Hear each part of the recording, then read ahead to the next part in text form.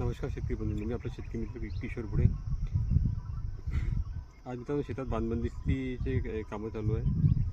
तर याच्यावर आपण जास्त भर दिलेला आहे बांधबंदिस्तीवर, की शेतात पाणी शेतात असं फिरतं राहिलेलं पाहिजे आणि बाहेर निघताना शेताच्या बाहेर निघताना इथला जो गाळ आहे तो इथे आपला अडकलेला पाहिजे, याच्यावर आपण भर दिलेला आहे मित्रांनो.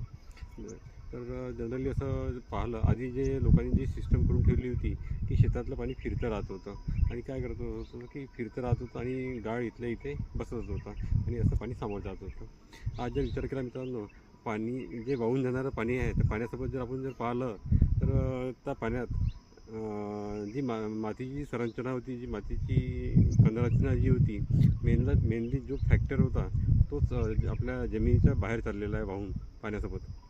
तर ही संरचना किंवा हा जो मेन ऑर्गॅनिक कार्बन म्हणा किंवा मेन जी क्रीम म्हणा शेतातली जी वाहून चाललेली आहे मित्रांनो, तर ती आपण अशी दगडाची बांधबंदिस्ती करून आपण ती इथे साचवू शकतो.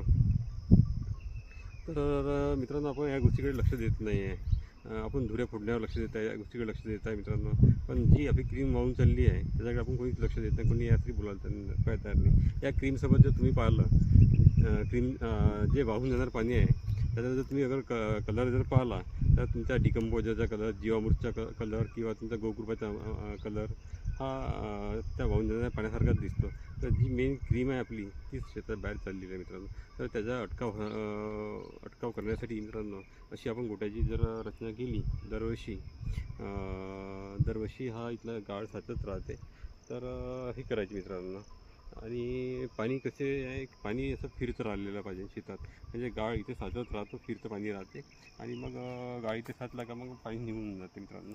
तर याप्रमाणे आपण संरचना केली तर आपला शेताचं जे मेन क्रीम आहे ती आपण वाचवू शकतो मित्रांनो. तर त्याच्यावर